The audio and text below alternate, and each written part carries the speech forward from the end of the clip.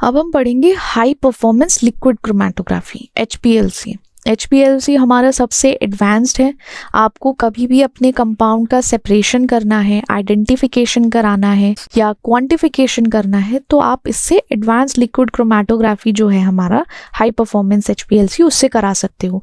और अगर देखा जाए एक्यूरेसी और रिलायबिलिटी की बात की जाए तो हमारा HPLC बात होगी। हमारा जहाँ भी बात होना है कि हमें अपना कंपाउंड का स्पेसिफिक रिजल्ट चाहिए, हमें अपने कंपाउंड के बारे में सब कुछ पता होना चाहिए। आइसोलेशन अगर कराना हो, आइसोलेशन भी हम HPLC के थ्रू करा सकते हैं। थोड़ा सा एडवांसमेंट है।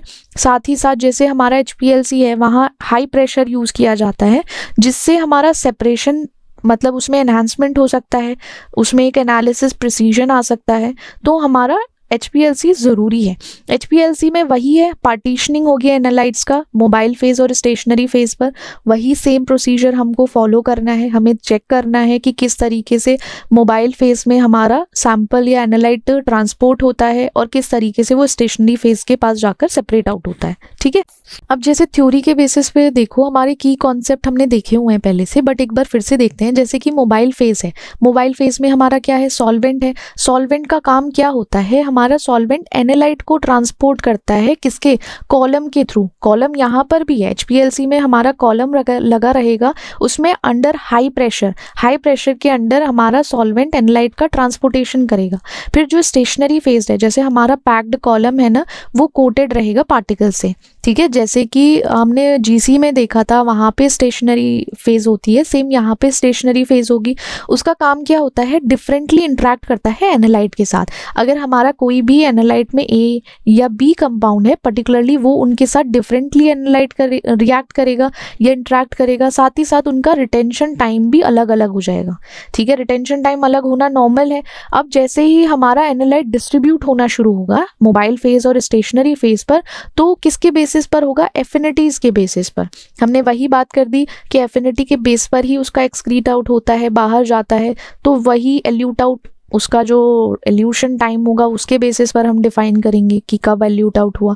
साथ ही साथ जो सेपरेशन हो रहा है, जो हमारे डिफरेंट रिटेंशन टाइम आएंगे, वो हमारे क्या करेंगे, कंपाउंड को सेपरेट आउट करने में हेल्पफुल होंगे कि हमारे जो एनालाइट में या फिर हमारे सैंपल में जो कंपाउंड प्रेजेंट थे पर्टिकुलर, उनमें हेल्पफुल होगा। साथ ही साथ जैसे डिटेक्शन हो रहा है, एल्यूट आउट कंपाउंड होंगे, वो डिटेक्टर्स के थ्रू पास किए जाएंगे और एक क्रोमेटोग्राम बनाएंगे जिसमें हमारा सिग्नल वर्सेस टाइम या वॉल्यूम आएगा, कितना वॉल्यूम एल्यूट आउट हुआ है या कितने टाइम में कितना सैंपल एल्यूट आउट हुआ है, वो डिटेक्शन का काम करेंगे। HPLC में हमारा इंट्रैक्शन, टाइप्स ऑफ इंट्रैक्शन होती हैं, जिसमें नॉर्मल फेज है, हमारी नॉर्मल फेज HPLC है।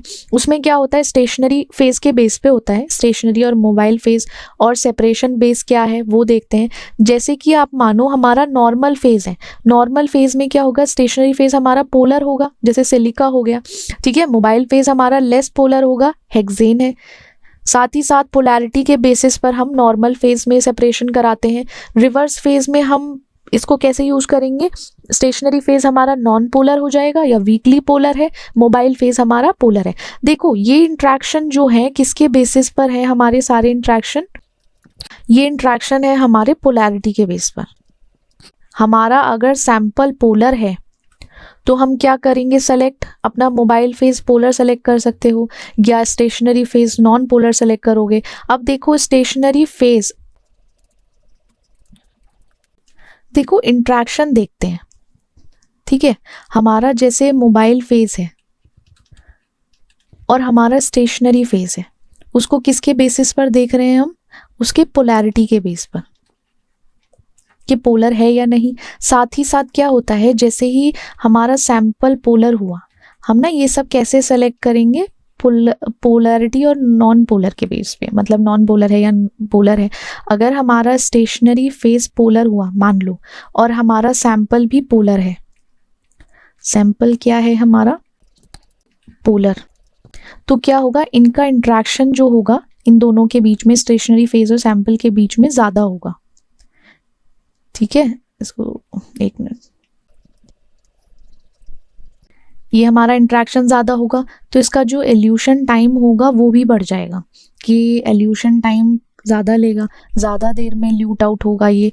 और साथ ही साथ आप एक बार याद रखो, जब भी हमारा मोबाइल फेस के बेसिस पर करते हैं, अगर हमारा मोबाइल फेस और सैंपल का जो फेस है पोलैरिटी, ठीक है, मोबाइल फेस की पोलैरिटी और सैंपल की पोलैरिटी सेम हो गई, तो इसमें क्या होगा, हमारा जो एल्यूशन टाइम है वो जल्दी होगा, फास्ट हो जाएगा, क्योंकि हमारा जो एल्यूशन टाइम होगा हमारा इसके साथ इंटरेक्शन ज़्यादा रहेगा, उसका सैंपल का इंटरेक्शन हमारे स्टेशनरी फेस के साथ इतना नहीं रहेगा, तो इसलिए क्या होगा, फास्टर इल्यूशन टाइम होता है। तो हमारा इंटरेक्शन इस बेसिस पर देखा जाता है कि हमारी पोलैरिटी क्या है और कैसे मूवमेंट होगा। तो आप एक तरीके से ना ऐसे आइडिया लगा सकते हो, ईजी है कि आइडिया लगाने के लिए आपको कि आपका इल्यूशन टाइम क्या होगा, ठीक है। ये जस्ट थ्योरेटिकल है, आपको समझने के लिए है कि आप कैसे समझोगे क्या इंट्रैक्शन होगा पोलैरिटी के बेसिस पर, या आपके जो फेजेस हैं वो किस तरीके से होनी चाहिए वो पता करने के लिए, ठीक है। हम वहीं आ जाते हैं, अपने रिवर्स फेज में आ गए, नॉर्मल फेज में आ गए। नॉर्मल में हमारा पोलर और लेस पोलर चलेगा, और रिवर्स में उल्टा हो जाता है, नॉन पोलर और पोलर हो जाएगा। कॉमन हम फार्मास्यूटिकल्स में रिवर्स फेज SPLC यूज करते हैं। अब आयन एक्सचेंज में क्या होता है, जैसे स्टेशनरी फेज है तो उसमें हमारा स्टेशनरी फेज क्या होगा, चार्ज ग्रुप हो जाएंगे, चार्ज ग्रुप होंगे, साथ ही साथ सेपरेशन बेसिस पे देखा जाए तो चार्ज प्रॉपर्टीज हो जाएगा, चार्ज प्रॉपर्टी के बेसिस पर सेपरेशन होगा। साइज एक्सक्लूजन में आपको पता है मॉलिक्यूलर सेपरेशन जो होगा, या सेपरेशन बेसिस क्या होगा, हमारा मॉलिक्यूलर का साइज, जो हमारे लार्जर मॉलिक्यूल्स होंगे वो पहले ल्यूट आउट होंगे, जो एक्सक्लूजन पोर्ट से जल्दी जाएंगे, साथ ही साथ जो स्मॉल मॉलिक्यूलर साइज होगा वो लेट ल्यूट आउट होगा, ठीक है। ये हमें देखना है। अब मोड्स देख लेते हैं कि जैसे क्या क्या मोड्स हैं हमारे। एक तो आइसोक्रेटिक इल्यूशन होता है और एक हमारा ग्रेडियंट इल्यूशन है। आइसोक्रेटिक में क्या होता है, कांस्टेंट होता है मोबाइल फेस कंपोजिशन पूरे रन में, वो चेंज नहीं होता, हमारी फेस चेंज नहीं रहती, कांस्टेंट रहती है पूरे इल्यूशन में। सिंपल सेटअप है ये, हाई प्रोड्यूसिबिलिटी के टाइम पे लिमिटेशन ये आ जाती है, जब भी कभी कॉम्प्लेक्स मिक्सचर की बात होगी थोड़ा सा इफेक्टिव जो एफिकेसी है या इफेक्टिवनेस है वो कम हो जाएगी। पोटेंशियल पीक ब्रॉडनिंग हो सकती है हमारे आइसोक्रेटिक इल्यूशन में। ग्रेडियंट इल्यूशन में क्या होता है, हमारा जो मोबाइल फेस की कंपोजिशन है वो टाइम के अकॉर्डिंग या रन के अकॉर्डिंग चेंज हो जाती है। जब रन टाइमिंग होगा या रन किया जाएगा हमारा सैंपल, तो उस टाइम मोबाइल फेस का कंपोजिशन चेंज हो सकता है। एडवांटेज ये है कि हमारा सेपरेशन है वो डाइवर्स कंपाउंड के लिए बेटर होता जाता है, शार्प पीक आती है, फास्टर एनालिसिस कर सकते हो, तो ग्रेडियंट इल्यूशन ये फायदेमंद है। साथ ही साथ लिमिटेशन ये आ जाती है, थोड़ा सा ना इक्विपमेंट हमारा कॉम्प्लेक्स हो जाता है, कॉम्प्लेक्स इक्विपमेंट होता है। साथ ही साथ आपको ना रिप्रोड्यूसिबिलिटी के लिए प्रिसाइज कंट्रोल होना चाहिए, प्रिसाइज कंट्रोल से रिप्रोड्यूसिबिलिटी होती है। अब इंस्ट्रूमेंटेशन HPLC का जैसे इंस्ट्रूमेंटेशन है नॉर्मली देखा जाए, ये हमारा सॉल्वेंट है, सॉल्वेंट को हमने पंप करना शुरू किया, यहाँ से इंजेक्ट किया हमने अपने सैंपल को, ठीक है, सैंपल को इंजेक्ट किया, सैंपल इंजेक्ट होने के बाद वो मोबाइल फेस के साथ मिला, मोबाइल फेस के मिलने के बाद वो HPLC कॉलम में चला गया। यहाँ पर ही हमारा स्टेशनरी फेस है, यहीं पे सेपरेशन होगा जो होना है। यहाँ सेपरेशन होने के बाद हमारा डायरेक्ट पहुंचेगा डिटेक्टर के पास। डिटेक्टर क्या करेगा, उसको कन्वर्ट करेगा सिग्नल को अपने एक डेटा में, विजुलाइज कर सको आप, उसको देख सको। सिग्नल को कन्वर्ट करने के बाद आप देखोगे क्या क्या चेंजेस आए हैं, कैसे पीक्स आ रही हैं। साथ ही साथ जो एक्स्ट्रा है इसमें क्या होता है, हमारा जो सैंपल है वो फिर एक तरीके से रीयूजेबल नहीं है, वो वेस्ट हो जाएगा, आप उसको दोबारा यूज नहीं कर सकते हो। अब जैसे सॉल्वेंट रिजर्वॉयर है वो हमारे मोबाइल फेस को या मोबाइल सॉल्वेंट को रखता है, ठीक है। यहाँ पे मल्टीपल रिजर्वॉयर्स हो सकते हैं, अगर आप ग्रेडियंट सिस्टम में काम कर रहे हो तो बहुत सारे सिस्टम देखोगे। साथ ही साथ फिर पंप करेगा, हमारा क्या है कि वो मोबाइल फेस को हाई प्रेशर पे कंसिस्टेंटली पंप कर सके, इसलिए हमें पंप लगाना पड़ेगा।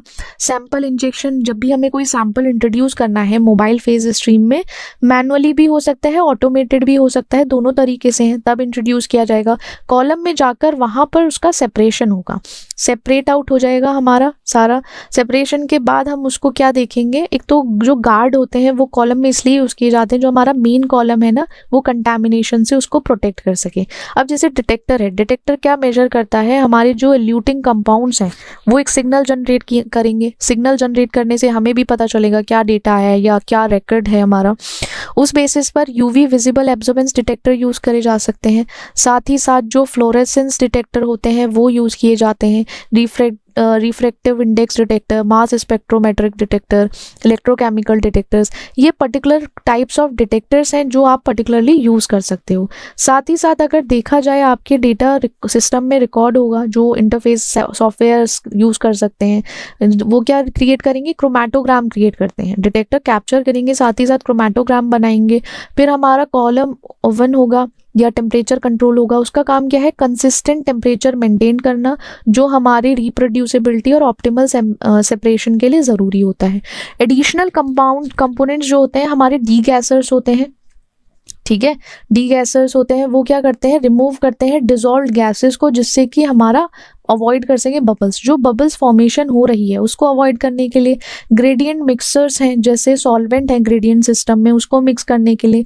एडवांटेज देखो, सबसे पहला एडवांटेज बिना पूछे लिख दो, हाई रेजोल्यूशन, जो और टेक्निक्स में नहीं होता वो इसमें है, हमारे रेजोल्यूशन इसका हाई है। साथ ही साथ वर्सेटाइल है, वर्सटैलिटी ज़्यादा है, एप्लीकेबल है, वाइड रेंज कंपाउंड्स है ना, उनके लिए ज़रूरी है।